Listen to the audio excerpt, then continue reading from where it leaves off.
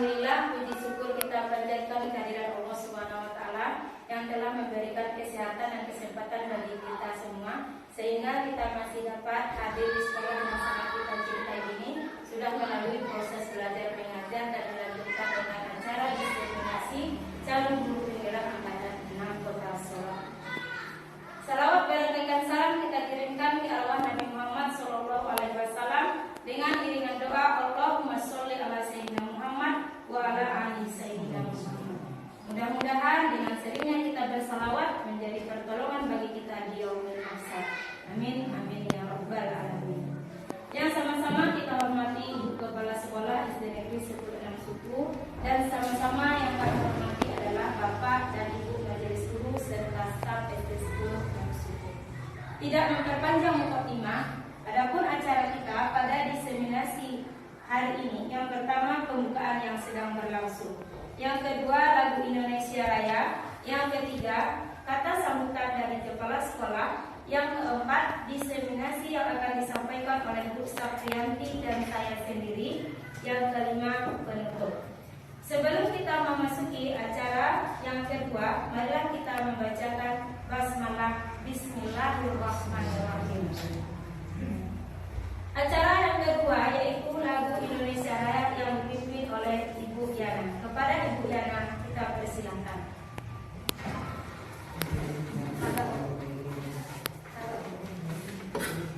Kepada Bapak Ibu kami harapkan untuk berdiri.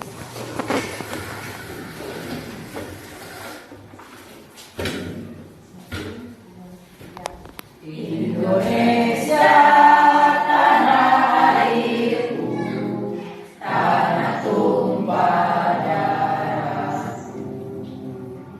Di sanalah aku berdiri, jadi pandu ibu.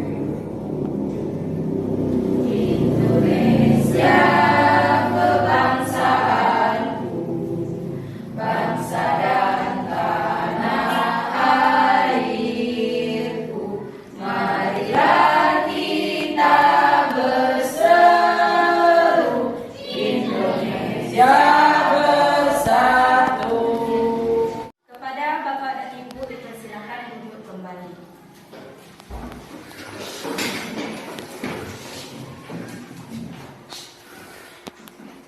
Terima kasih kami ucapkan kepada Ibu Yana. Acara selanjutnya yaitu kata sambutan dari kepala sekolah. Kepada Ibu kita persilahkan.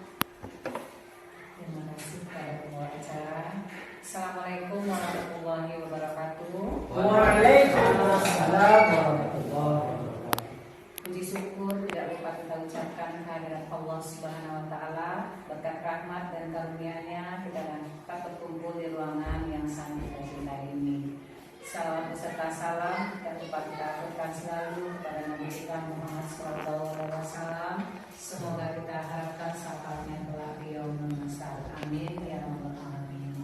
Yang terhormat Bapak Ibu, khususnya CBP Angkatan 6, selanjutnya Bapak Ibu dari SDN 10 Suku, staf usaha.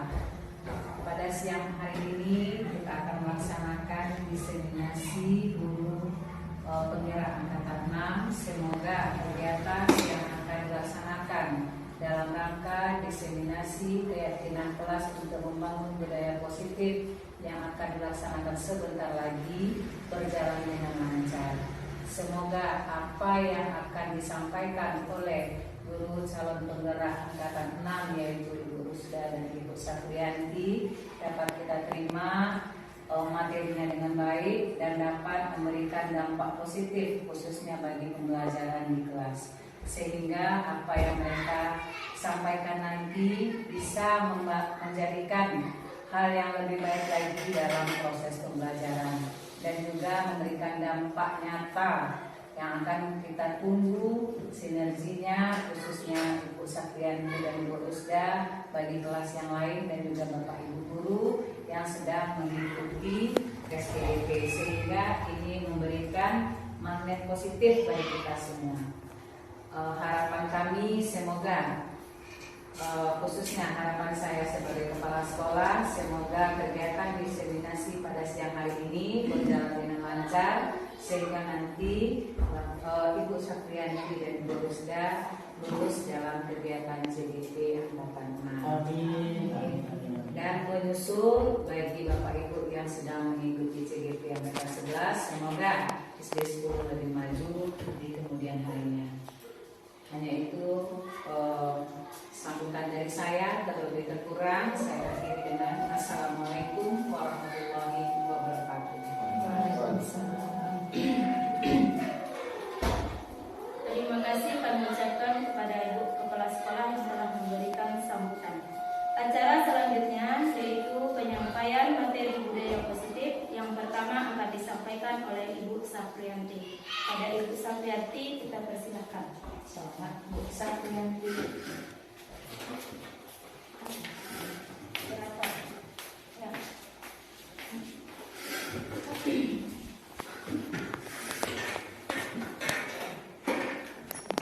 Assalamualaikum warahmatullahi wabarakatuh.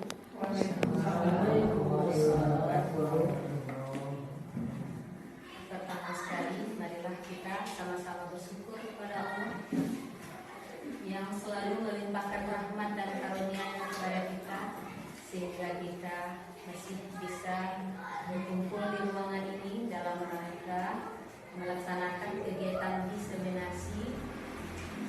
Selanjutnya, selawat dan salam marilah sama-sama kita kirimkan kepada junjungan kita, yaitu Nabi Muhammad SAW, yang telah meninggalkan dua pusaka kepada kita, yaitu Al-Quran dan Hadis, sebagai pedoman untuk hidup kita. Pertama sekali saya mengucapkan terima kasih kepada kepala sekolah yang telah memfasilitasi kami untuk melaksanakan diseminasi di SDN 1010 ini. Selanjutnya juga terima kasih kepada Bapak dan Ibu telah berhadir ikut acara ini. Pada kesempatan ini kami akan menyampaikan materi tentang budaya positif. Nah, di sini kami bukannya menggurui, tetapi di sini kita mengimbaskan atau memberikan apa yang telah kami peroleh, baik ilmu maupun pengalaman kepada Bapak dan Ibu. Selanjutnya di sini kami juga ingin berdiskusi dengan Bapak dan Ibu. Baiklah, untuk tidak panjang lebar, langsung saja, yaitu materi yang diambil di sini yaitu tentang keyakinan kelas untuk membangun budaya positif. Adapun konsep utama dalam budaya positif ini, yang pertama yaitu kami akan membahas tentang perubahan paradigma belajar. Selanjutnya mengenai disiplin positif.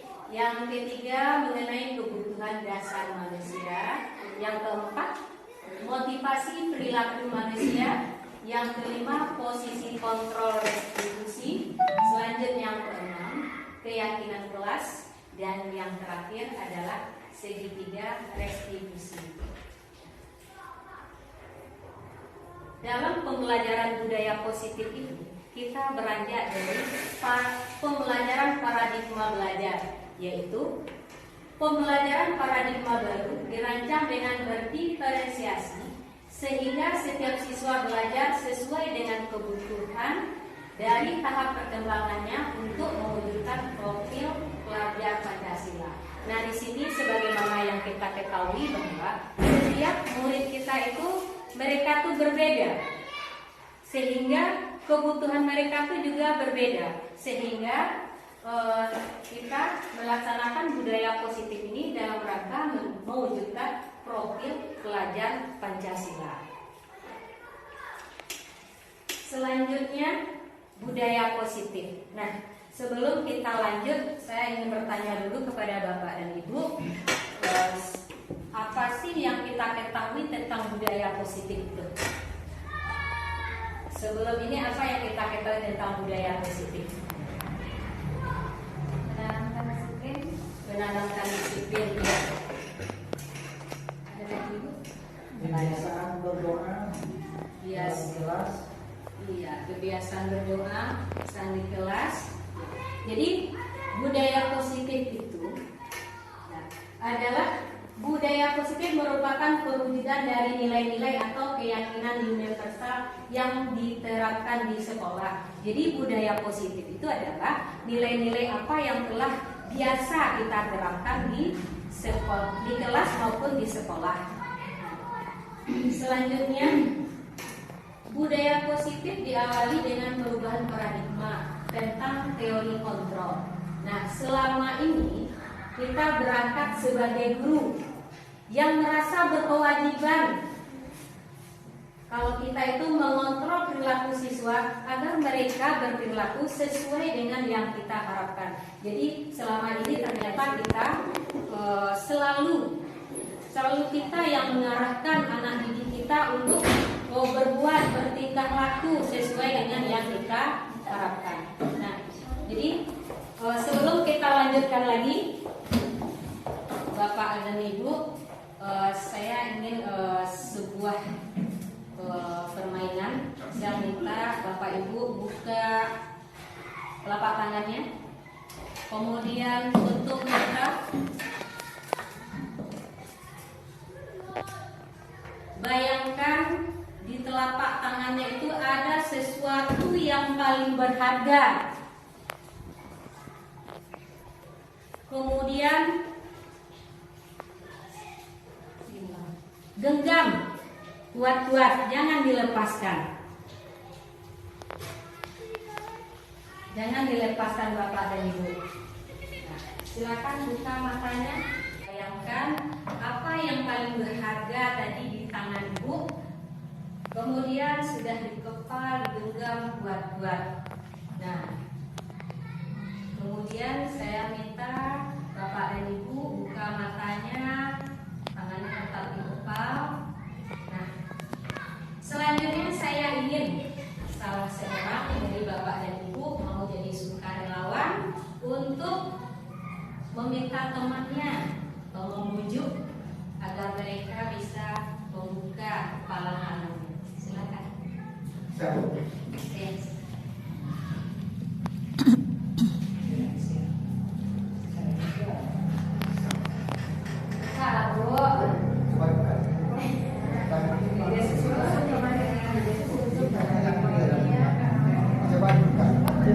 Ini ada yang dilihat di dalam tangannya ada apa ini? Coba lihat dari tangannya Ibu. Mungkin ini bisa dari tangannya. Nanti kita beli Pak Suri. Ya sudah ini bagus sekali. Gak berhasil ya Pak ya. Ibu, coba lihat tangan Ibu. Coba lihat tengok di dalamnya Ibu. Coba Ibu buka Ibu. Ya sudah ini bagus dari tangannya di mana? Gimana Pak? Gak berhasil Pak? Yang buka ya Pak ya. Coba buka tangan Ibu. Tangan Ibu beda nih guys, tangan Ibu beda sama yang lain. Coba Ibu buka ini. Ada sesuatu Pak. Pak masa ini lebih berharga ya? Ya Pak. Pak ini pegang-pegang ya. Oh ya. Terima kasih Pak Putra. Ternyata usaha Pak Putra bagaimanapun membujuk tadi orang berhasil. Ya. Tidak berhasil. Malah ingin dibelikan bakso juga tidak mau. Nah silakan Bapak Ibu buka lagi kepala tangannya. Nah kita lanjutkan dengan materi berikutnya. Pada teori kontrol, selanjutnya psikiater dan pendidik Dr. William berdasar dalam kontrol teori yang kemudian hari berkembang dan dinamakan choice teori meluruskan beberapa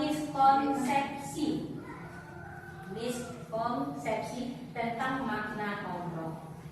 Nah, yang pertama yaitu ilusi guru mengontrol murid. Nah, di sini kita sebagai seorang guru sering meminta anak didik kita untuk melakukan sesuatu, walaupun mereka sendiri tidak mau melakukan. Karena di sini mereka istilahnya di bawah kontrol kita. Nah, mereka melakukannya. Nah, seharusnya kita sebagai seorang guru kita tidak harus selalu mengontrol murid-murid kita. Selanjutnya, ilusi bahwa semua penguatan positif efektif dan bermanfaat. Nah, di sini kita juga seorang guru juga tidak harus selalu mengontrol anak didik kita untuk selalu berbuat dengan hal-hal yang telah mereka lakukan. Artinya kita membujuk mereka supaya mereka mau lagi melakukan dengan apa yang telah mereka kerjakan. Misalnya Ani, si Ani tadi kan telah membantu temannya yang jatuh. Berarti dia sudah berbuat baik. Kemudian kita memberikan penghargaan kepada mereka. Selanjutnya ada lagi teman yang jatuh, kita tidak perlu lagi meminta tolong, memberitahu kepada si Ani untuk melakukan hal yang sama. Jadi harus dia yang melakukan sendiri tanpa kita suruh kembali. Selanjutnya, ilusi bahwa kritik dan membuat orang merasa bersalah dapat menguatkan karakter. Jadi Bapak dan Ibu, ternyata setiap kritik yang kita berikan kepada anak kita itu tidak selamanya membuat anak kita untuk merasa bersalah.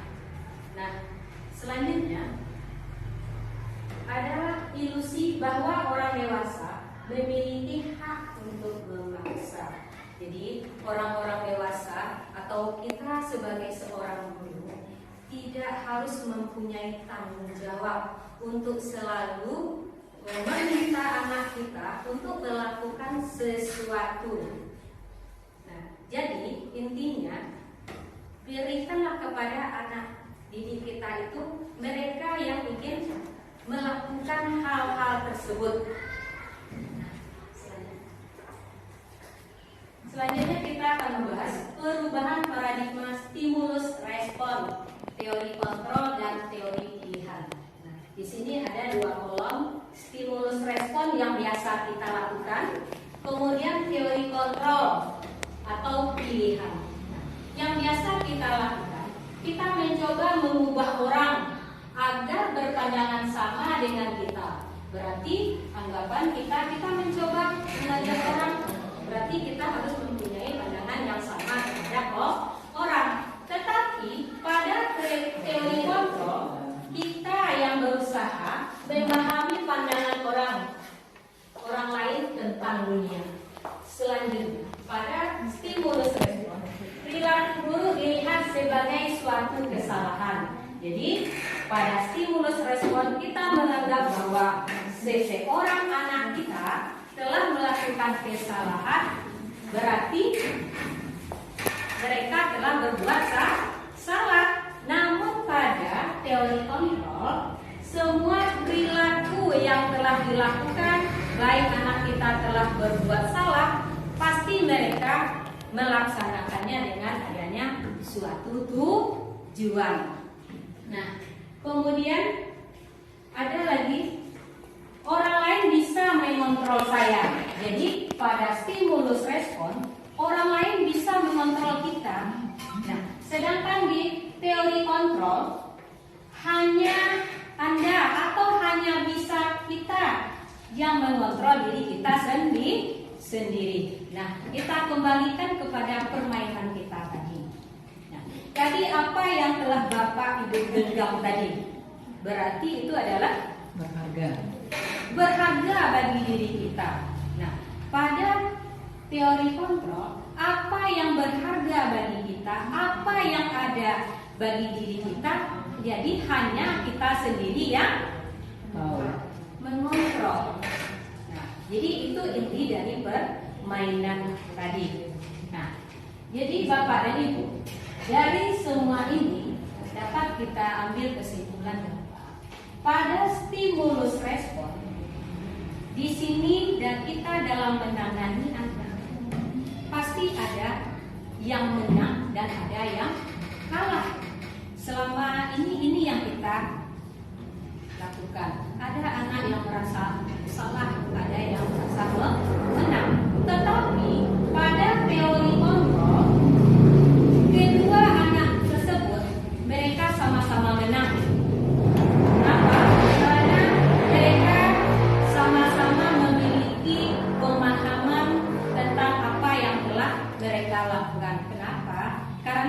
mereka tadi berbuat, bertindak karena ada tujuan.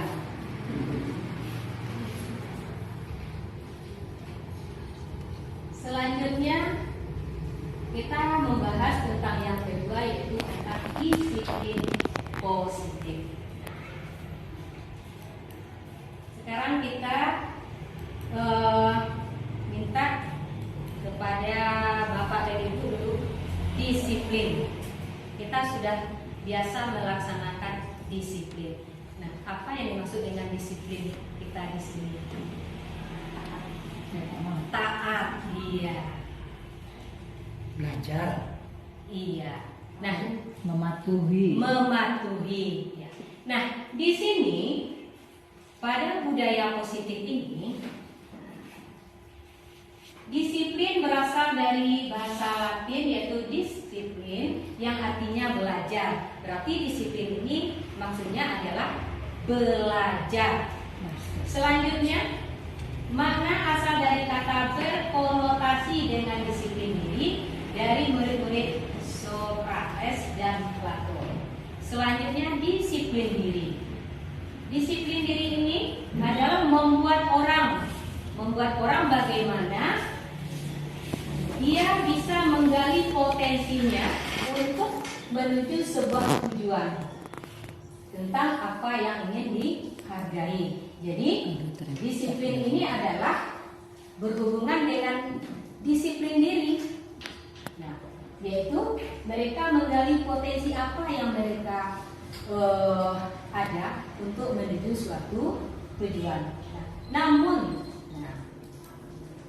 pada yang kita telah laksanakan, makna disiplin itu berubah menjadi sesuatu yang dilakukan seseorang pada orang lain, yaitu mendapat kepatuhan. Jadi intinya di sini tadi adalah kepatuhan, taat. Ya, jadi anak-anak kita selama ini mereka disiplin. Disiplin kenapa? Karena mereka disiplin karena mentaati peraturan. Jadi mereka mentaati peraturan itu bukan berasal dari diri mereka sendiri. Jadi mereka melaksanakan disiplin karena mereka takut akan melanggar aturan. Jadi di sini motivasi yang mereka laksanakan yaitu motivasi yang dari luar diri dia, berarti bukan dari diri mereka sendiri. Nah, lanjut.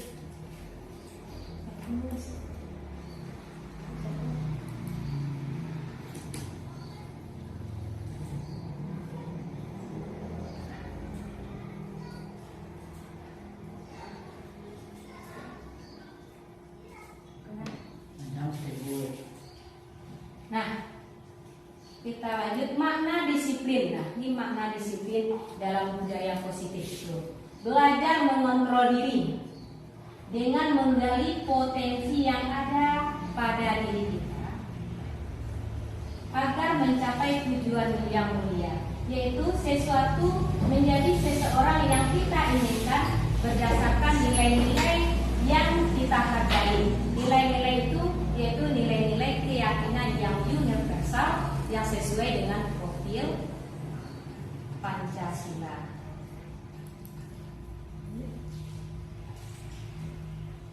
Kemudian nilai-nilai kebajikan itu apa? Nah, nilai-nilai kebajikan adalah sifat-sifat positif manusia yang merupakan tujuan mulia yang ingin dicapai oleh setiap individu. Nilai-nilai tersebut bersifat universal dan lintas bahasa, suku bangsa, agama maupun latar belakang. Jadi kita dalam menetapkan nilai-nilai itu kita tidak membeda-bedakan apa bahasanya, latar belakangnya, sukunya, dan lain-lain. Kemudian setiap perilaku atau perbuatan memiliki suatu tujuan. Dengan menaikkan nilai-nilai kebajikan yang diyakini seseorang, maka motivasi intrinsik akan terbangun sehingga menggerakkan motivasi dari dalam untuk mencapai tujuan mulia yang diinginkan. Selanjutnya, nilai-nilai kebajikan yang ingin dicapai oleh setiap anak Indonesia kita dengar dengan istilah profil pelajar Pancasila. Yang pertama yaitu beriman, bertakwa kepada Tuhan Yang Maha Esa dan berakhlak mulia. Yang kedua, mandiri, bernalar kritis, berkebinekaan global, bergotong royong dan kreatif. Kok kamu sebenarnya? Ah, Nah, selanjutnya kita membahas tentang kebutuhan dasar manusia. Nah, tadi kita telah mengetahui bahwa setiap manusia pasti memiliki kebutuhan yang berbeda. Kebutuhan apa saja? Sekarang kita lihat yang pertama, kebutuhan bertahan hidup. Kebutuhan bertahan hidup itu yaitu berhubungan dengan fisik. Yang pertama mengenai sandang, pangan, papan, yaitu tentang tempat tinggal, makan, kemudian tentang apa yang kita pakai. Nah, di sini seorang anak tidak akan bisa belajar kalau keadaan rumahnya misalnya mengalami banjir. Nah, berarti mereka butuh suasana atau tempat tinggal mereka saat belajar itu, yaitu terhindar dari banjir. Begitu juga bagi anak didik kita di sekolah, mereka butuh suasana belajar yang nyaman, hindar dari bising, kelasnya bersih dan indah. Selanjutnya, kasih sayang dan rasa diterima. Nah, di sini kita semua manusia, termasuk juga anak-anak didik kita, mereka ingin sekali merasa diterima tanpa dibeda-bedakan bagi temannya yang lain. Jadi mereka tidak ingin disisihkan walaupun mereka pernah berbuat salah. Jadi intinya mereka ingin selalu dapat diterima dimanapun mereka berada. Selanjutnya, penguasaan. Nah, di sini maksudnya penguasaan atas diri mereka. Apa yang bisa mereka kuasai? Contohnya, mereka dapat menguasai pelajaran dengan cara mereka sendiri. Jadi mereka merasa puas dengan apa yang telah mereka kuasai. Selanjutnya, kebebasan.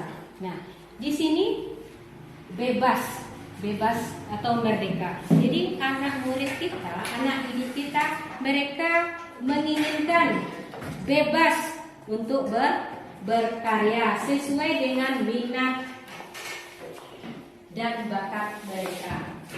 Kemudian kesenangan. Seperti yang kita ketahui, anak didik kita itu programnya adalah bermain. Nah, di sini kita sebagai guru dapat mengaplikasikan kesenangan ini di dalam pembelajaran. Seperti kita dalam mengajar, kita selipkan suatu permainan. Jadi dengan adanya permainan, secara tidak langsung mereka lebih memahami tentang materi yang telah dipelajari. Nah, jadi inilah tentang kebutuhan dasar manusia.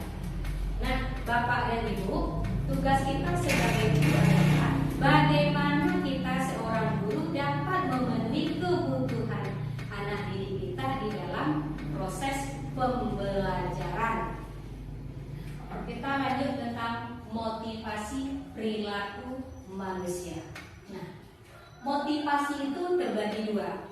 Ada motivasi yang berasal dari luar, yaitu motivasi eksternal. Motivasi eksternal itu ada dua. Yang pertama yaitu untuk menghindari kenyamanan dan hukuman. Nah, contohnya di sini murid kita melakukan disiplin karena takut akan dihukum. Jadi mereka patuh, taat segala aturan karena mereka merasa takut akan kena hukuman. Selanjutnya, yang kedua, untuk mendapatkan imbalan dari orang lain atau institusi. Nah, murid kita melakukan disiplin karena ingin mendapatkan imbalan. Jadi, karena kita juga sering melakukan memberikan imbalan kepada anak, hadiah. Nah, sehingga mereka setiap akan melakukan suatu kegiatan atau suatu sikap, mereka sering mengharapkan imbalan atau penghargaan yang kita berikan. Jadi setiap tindakan yang mereka lakukan itu berasal dari luar diri mereka sendiri. Jadi mereka melakukannya karena ada faktor dari luar. Nah, selanjutnya ada motivasi internal, yaitu yang dari diri mereka sendiri. Nah, yaitu untuk menghargai diri sendiri. Jadi mereka melakukannya untuk menghargai diri mereka. Nah, contohnya murid melakukan disiplin karena mereka sadar akan nilai kebajikan dirinya dan ingin menghargai diri sendiri. Jadi apa yang mereka lakukan benar-benar motivasi keinginan dari diri mereka sendiri tanpa adanya motivasi atau bujukan dari luar. Nah, inilah yang tujuan disiplin positif di dalam pembelajaran budaya positif. Selanjutnya, posisi kontrol restitusi. Nah, Bapak dan Ibu, kita di sekolah pasti ada mengalami, menyelesaikan anak-anak kita yang mengalami suatu masalah. Nah, di sini kita sebagai seorang guru, bagaimana kita menempatkan diri kita? Apakah kita sebagai penghukum, sebagai pembuat rasa bersalah, apakah kita sebagai teman, sebagai penangkal, ataukah sebagai manajer? Nah, apa itu yang penghukum? Penghukum itu yaitu yang mengenai fisik atau verbal. Kita melakukan kekerasan fisik atau verbal bisa dengan kata-kata. Contohnya, patuhi aturan saya, atau awas, kamu selalu salah, pasti selalu terakhir. Jadi yang menghukum ini, kita menghukum anak didik kita dengan kata-kata kita, sehingga apa yang kita sampaikan itu nanti membekas pada diri mereka. Jadi di sini guru sebagai penghukum. Kemudian apakah kita ingin membuat rasa bersalah? Nah, apa itu? Nah, biasanya suara guru itu lebih lembut. Contoh nih, biasa kata yang dilakukan adalah, ibu kecewa dengan kamu. Suaranya pelan. Nah, ibu kecewa dengan kamu. Berapa kali bapak harus kasih tahu? Gimana coba kalau ibu mau tahu? Berarti kita seorang guru, kita yang merasa diri mereka menjadi pembuat rasa bersalah. Jadi kita yang memancing, kita yang mengingatkan mereka kalau apa yang telah mereka lakukan itu salah. Dengan rasa. Iya, ini kita menanamkannya tadi dengan rasa, dengan suara yang lebih pelan. Kemudian kita sebagai guru, yaitu sebagai teman, yaitu sifatnya kita mengajar. Kita posisi ini biasa bisa positif, bisa juga akhirnya juga negatif. Contoh kata-kata yang dapat kita ucapkan di sini adalah, ayo bantulah demi bapak, ayo ingat, kalau enggak ibu bantu. Ya sudah, ini tidak apa-apa. Berarti ini kita sebagai teman, kita melakukan pendekatan supaya anak kita mau dia berubah sikapnya, mau melakukan sesuatu. Selanjutnya, guru sebagai pemantau. Nada suara guru datar,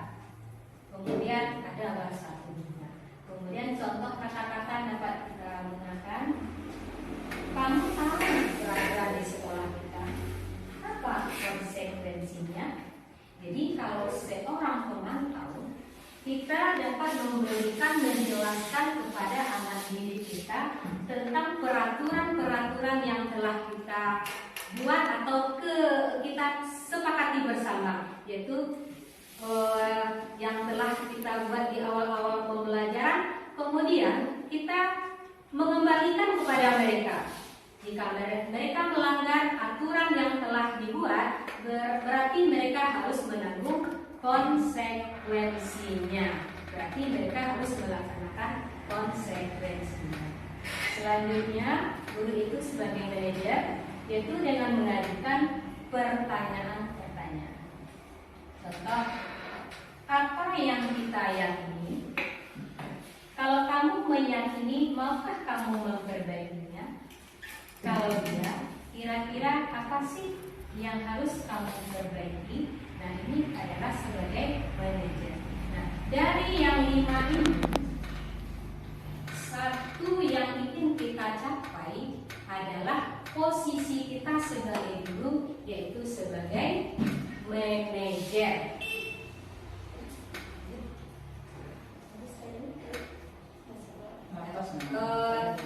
Demikianlah Bapak dan Ibu, untuk materi selanjutnya akan disampaikan oleh Ibu Rusdanur. Kepada Ibu Rusdanur, kami persilahkan. Warahmatullahi wabarakatuh. Terima kasih atas waktunya Bu Saprianti. Di sini saya akan menyambung penjelasan dari posisi 5 posisi kontrol seorang guru. Jadi tadi sudah dijelaskan oleh Ibu Saprianti bahwasanya ada 5 posisi kontrol guru. Yang paling bagus adalah pemantau dan manajer. Mudah-mudahan dari gurunya kita pada teman sekarang sudah berpihak kepada manajer dan pemantau. Untuk selanjutnya kita lanjutkan, yaitu pembuatan keyakinan kelas. Di dalam sebuah kelas kita itu harus ada keyakinan yang kita buat. Itu biasanya dulu itu artinya peraturan. Namun pada saat ini kita akan merubahnya menjadikan sebuah keyakinan kelas. Kata-katanya akan diperhalus. Di bagaimana pembentukan keyakinan kelas itu? Ada 6 syarat dalam pembentukan keyakinan kelas. Yang pertama, lebih abstrak dari peraturan. Yang kita buat itu kata-katanya lebih abstrak, lebih nyata dari peraturan. Contohnya saja, kita biasanya di peraturan itu mematuhi tata tertib. Nah, pada keyakinan kelas mungkin kita ganti dengan disiplin. Jadi kata-katanya lebih abstrak dari peraturan. Yang kedua, berupa pernyataan universal. Pernyataan universal ini bukan saja keyakinan itu dijalankan oleh siswa, namun dijalankan oleh semua warga kelas, termasuk juga gurunya. Yang ketiga, dibuat dalam bentuk positif. Dalam bentuk positif maksudnya di sini, contohnya kalau kita membuat keyakinan kelas tidak terlambat ke sekolah, berarti kan itu kata-katanya bentuknya negatif. Jadi kita ganti dengan disiplin. Contoh yang kedua misalnya, apa contohnya lagi Bapak Ibu? Misalnya keyakinan kelas yang kita buat dalam bentuk negatif. Apa contohnya lagi? Tidak berkata-kata kasar, misalnya kan, tidak berkata-kata kasar. Berarti itu kan katanya itu, bentuk kalimatnya itu negatif. Maka kita ganti menjadi sopan. Ya, sopan. Atau misalnya tidak membuli teman. Kita buat misalnya saling menghargai. Ya. Berarti seperti itulah bahasa yang akan kita tuangkan di dalam keyakinan kelas. Yang keempat, sesuai dengan kondisi kelas, sekolah agar mudah diterapkan. Contohnya sekolah kita misalnya anak-anak kita jauh, ada yang jauh. Kan kita sebelum masuk dalam lokal itu kita tahu tempat tinggal anak-anak kita. Nah, jadi kita buat tuh disesuaikan dengan kondisi kelas kita. Misalnya kita buat masuknya misalnya 7/10, sementara anak kita ada yang dari kabupaten. Nah, jadi itu disesuaikan dengan kondisi kelas. Apakah kita berikan dia sebuah pengecualian atau misalnya kita berikan kesepakatan kepada anak-anak kita bahwa anak yang satu ini tinggalnya jauh dari sekolahnya. Kemudian sedikit saja agar mudah dipahami. Maksudnya di sini sedikit saja, seperti yang tadi misalnya disiplin itu kan sudah masuk contohnya membuat PR, membuat tugas, datang tepat waktu, itu kan sudah mencakup di dalam satu kata yaitu disiplin. Jadi keyakinan itu hanya sedikit tapi mencakup di dalamnya semuanya sehingga mudah diingat oleh warga kelas kita. Kemudian semua warga kelas dilibatkan dalam pembuatan keyakinan kelas ini. Semua warga di kelas itu dilibatkan. Setiap anak itu memberikan satu keyakinan kelas di dalam stik warna, misalnya di dalam stik warna, kemudian kita kumpulkan. Misalnya di kelas 6 ada 30 anak. Tidak mungkin kan keyakinan kelas kita ada 30, sementara syarat untuk keyakinan kelas itu tadi sedikit saja agar mudah diingat. Nah, caranya jika anak kita membuat 3 atau 4 yang hampir sama, maka kita jadikan satu tadi seperti saling menghargai. Tidak membuli kan masuk saling menghargai. Tidak berkata-kata kotor, saling menghargai. Kemudian apa lagi contohnya Bapak, Ibu? Kalau masuk saling menghargai itu, atau saling menghormati? Sesama agama. Ya? Sesama agama. Yang menghormati sesama agama. Jadi kita satukan di dalam kata-kata disiplin. Sehingga keyakinan kelas kita itu hanya sedikit tapi memuat semua yang kita inginkan. Seperti itu kira-kira untuk keyakinan kelas. Lanjut Bu. Nah, apa latar belakang kita membuat keyakinan kelas itu? Yaitu mewujudkan kelas yang aman, nyaman, dan menyenangkan bagi murid sehingga materi yang diajarkan lebih mengerti. Jadi di mana letak kelas yang aman, nyaman tadi? Karena keyakinan kelas kita itu dibuat oleh semua warga kelas kita. Kemudian juga akan dilaksanakan oleh semua warga kelas kita. Apa tolak ukurnya? Mewujudkan kelas yang aman, nyaman, dan menyenangkan sehingga murid dapat belajar dengan bahagia dengan penerapan budaya positif. Jadi dengan kita buat keyakinan kelas kita tadi itu, bisa kita merasa aman dan nyaman dalam pembelajaran sehingga terciptalah budaya positif. Lanjut. Tujuan kita yaitu mewujudkan kelas yang aman, nyaman, dan menyenangkan sehingga murid dapat belajar dengan bahagia dengan penerapan budaya positif di dalamnya. Jadi keyakinan kelas itu nanti tujuannya ujung-ujungnya terciptanya budaya positif, tidak ada satupun yang merasa tertekan dan terasingkan di dalam kelas kita tersebut. Nah, ini masa tindakan yang pertama. Kita akan merancang kesepakatan kelas kita dulu. Di sebelum kita tahun ajaran baru misalnya, atau di sebelum pembelajaran kita sudah membuat keyakinan kelas ini seharusnya. Yang pertama kita rancang kesepakatan kelas. Sudah kita rancang tadi, anak-anak semua memberikan satu keyakinan kelas. Jika ada nanti yang sama, maka kita akan satukan menjadi satu kata. Kemudian kita tetapkan, sudah ditetapkan, kita tempel di sebuah papan misalnya. Kemudian kita tetapkan bahwasanya inilah kesepakatan kelas kita. Kalau memang misalnya ada 10, ada 8, ini kesepakatan kelas 3 misalnya. Kemudian mencetak kesepakatan, boleh juga kita cetak atau boleh juga kita buat kertas warna, kita hias sedemikian rupa dan menempelkan kesepakatan kelas sehingga semua anak bisa melihat atau membaca kesepakatan kelas yang sudah dibuat. Nah, keyakinan kelas itu dibuat oleh murid dan didampingi guru untuk menciptakan budaya positif. Jadi anak-anak ini kita suruh membuatnya, namun tetap didampingi, tidak lepas begitu saja. Setelah dibuat nanti dikumpulkan. Sudah itu baru kita pilah atau kita tetapkan seperti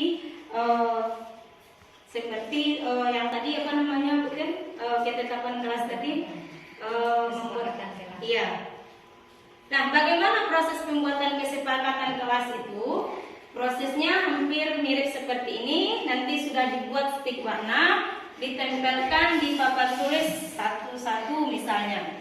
Kemudian sudah ditempelkan di papan tulis. Nah, ini contohnya. Ini ada ada kesepakatan kelas 5 yaitu ini ya, contohnya yang pertama adalah datang lebih awal, yang kedua disiplin, yang ketiga wajib sarapan atau makan pagi, selanjutnya piket,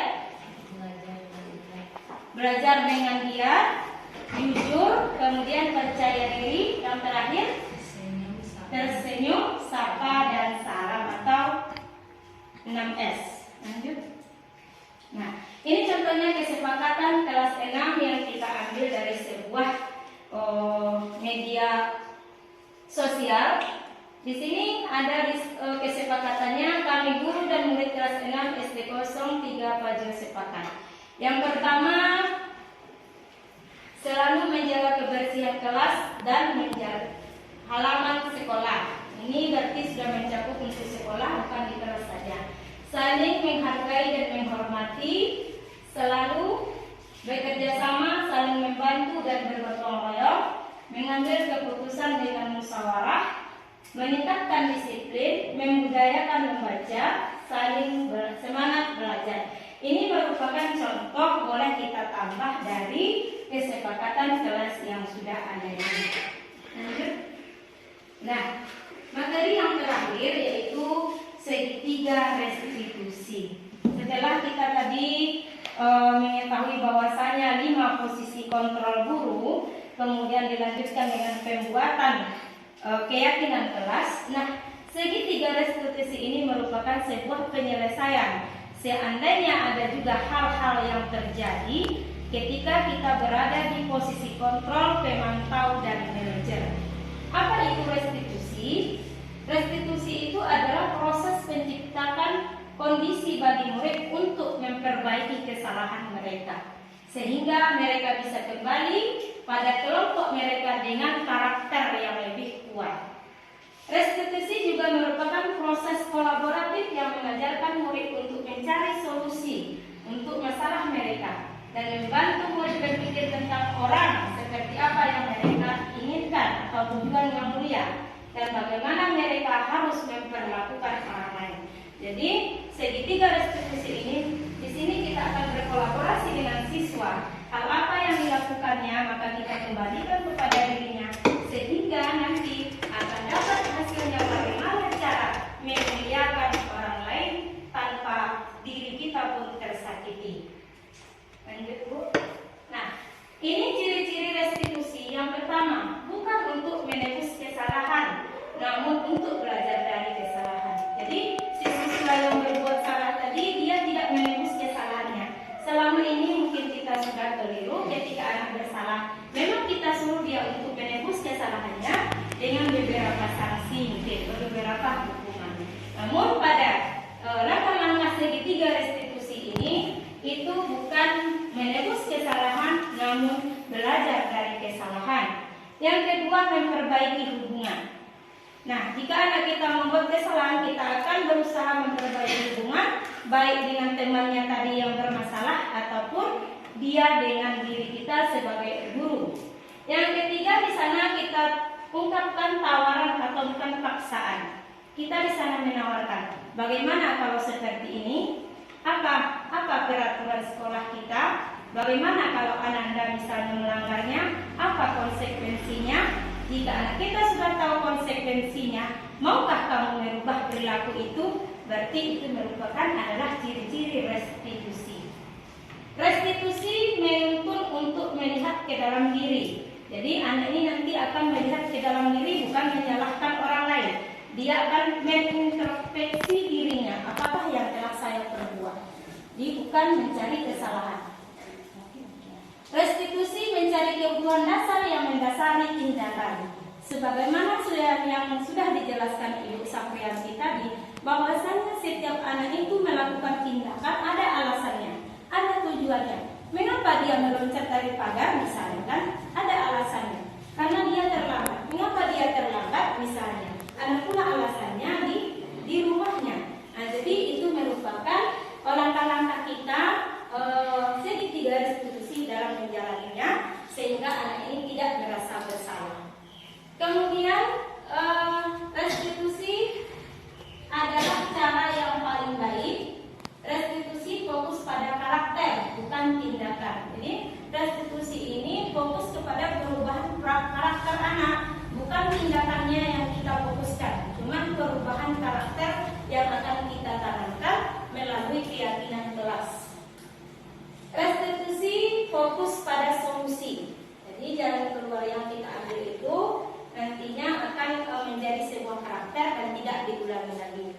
Restitusi mengembalikan murid yang berbuat salah pada kelompoknya, sehingga dia nanti yang satu ini berbuat salah, yang temannya tidak, dia bisa masuk kepada kelompok yang tidak berbuat salah tadi. Jadi sudah menyadari, berubah karakter, dan masuk lagi ke kelompok yang biasanya tidak berbuat salah. Nah, inilah dia segitiga restitusi. Segitiga restitusi itu ada 3 langkah. Yang pertama, validasi tindakan. Yang kedua, menanyakan, menstabilkan identitas. Yang ketiga, menanyakan keyakinan. Nah, apa itu menstabilkan identitas? Nah, jadi ketika anak kita sudah berbuat salah, kita panggil dulu. Setelah kita panggil, kita yang langkah yang pertama adalah menstabilkan identitas. Apa itu menstabilkan identitas? Yaitu untuk mengubah identitas anak dari orang yang gagal karena melakukan kesalahan menjadi orang yang sukses. Kita stabilkan identitasnya terlebih dahulu. Anak yang melanggar peraturan karena sedang mencari perhatian adalah anak yang sedang mengalami kegagalan. Kemudian dia mencoba untuk memenuhi kebutuhan dasarnya, namun ada benturan. Jadi anak kita yang berbuat salah itu tadi kan ada alasannya. Kemudian mengapa dia berbuat salah? Karena dia masih mencari perhatian. Jadi yang kebutuhan dasar anak tadi di sini masuk, dia itu merupakan perhatiannya, kurang perhatian. Kemudian ada perbenturan di dalam jiwanya sehingga dia berbuat salah. Kalau kita mengkritik dia, maka kita akan tetap membuatnya dalam posisi gagal. Jadi kalau kita kritik anak yang salah, dia masih dalam posisi yang gagal. Kalau kita ingin menjadi reflektif, maka kita harus meyakinkan si anak dengan cara mengatakan kalimat-kalimat seperti ini. Jadi contoh kalimat restitusi itu, kita pas memproses menstabilkan identitas itu, Bu, saya di sini tadi misalnya berbuat salah. Saya tadi misalnya menampar si A. Kita bilang tidak apa-apa. Berbuat salah itu tidak apa-apa, karena itu adalah manusiawi. Kita dukung dulu tindakannya. Kemudian tidak ada manusia yang sempurna. Kita bilang, Ibu juga pernah dulu menampar orang misalnya. Bapak juga pernah menampar orang. Kemudian manusia itu tidak ada yang sempurna. Lanjut, saya juga pernah melakukan kesalahan seperti itu. Nah, kalau memang kita sebagai guru pernah melakukan seperti itu, kita akui kepada murid. Ibu juga pernah menampar orang dahulu seperti itu kan, sehingga dia tidak merasa terpojok, dia memiliki teman. Kemudian kita bisa menyelesaikan ini. Nah, jadi baru kita rangkul dengan cara kita bisa menyelesaikan ini.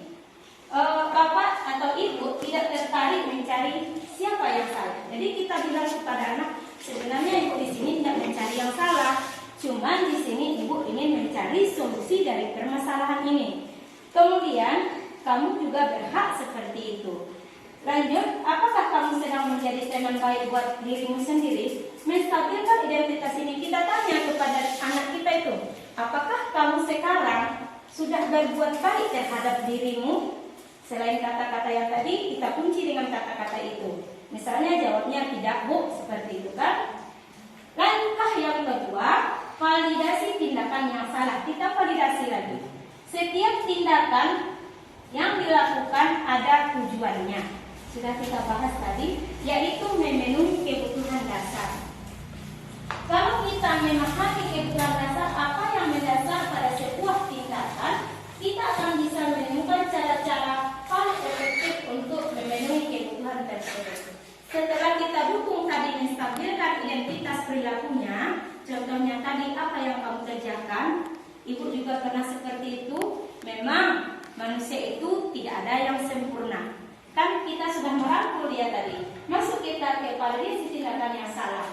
Padahal kamu bisa melakukan yang lebih buruk dari ini ya. Misalnya tadi kan dia menampak orang, kemudian ditampak orang pula misalnya kan bisa nggak kamu melakukan hal yang buruk dari menampar? Tentu dia jawab bisa, kan seperti itu. Kamu pasti punya alasan kenapa melakukan hal itu. Nah, kita katakan ada nggak alasan awak membituan kawan? Pasti dia ada alasan, kan?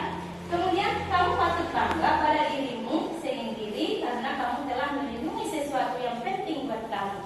Jadi karena misalnya kan kalau di sekolah kita kan nyogale di anu Pak Bu, kecil ya kan? Tua di tuanya, bedanya kan?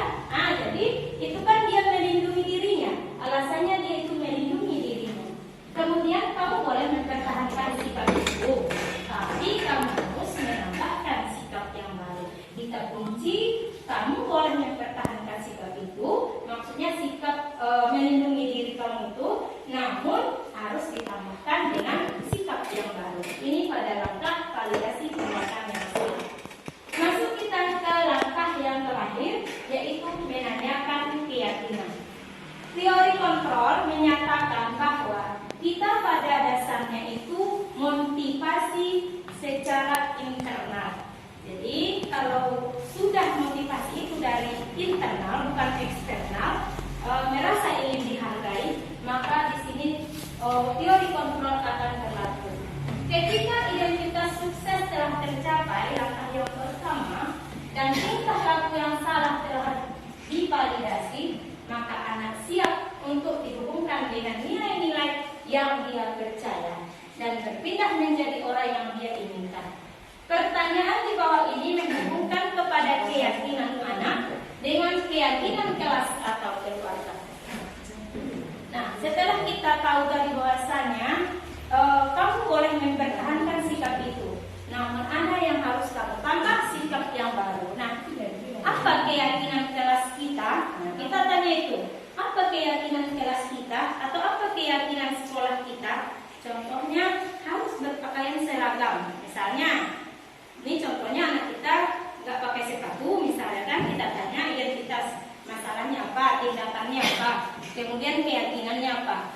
Apa nilai-nilai umum yang kita telah sepakati? Apa saja yang telah kita sepakati? Maka itulah dia keyakinan kelas tadi. Ini Bu, ada 9 misalnya kan. Apa bayangan kita tentang kelas yang ideal? Bagaimana semestinya kelas kita ini? Bagaimana semestinya sekolah kita ini? Harus menjalankan keyakinan kelas tersebut. Kan itu nanti jawabnya bagi si anak. Kamu mau jadi orang yang seperti apa? Nah, nanti dia akan menjawab, berarti dia mau menjadi orang yang lebih baik tentunya kan. Nah, itulah langkah-langkah segitiga restitusi, mulai dari tadi membuat keyakinan kelas. Jika misalnya ada juga terjadi permasalahan, maka kita akan menyelesaikannya dengan langkah-langkah segitiga restitusi. Kemudian tanpa melupakan 5 posisi kontrol seorang guru. Mudah-mudahan dengan menjalankan kesepakatan atau keyakinan kelas kita ini maupun nanti dikembangkan menjadi keyakinan sekolah, maka terciptalah budaya positif di sekolah kita ini. Mungkin itu saja untuk disimulasi penyampaian materi hari ini. Kami ucapkan terima kasih dan kita tutup dengan membacakan hamdalah. Alhamdulillah.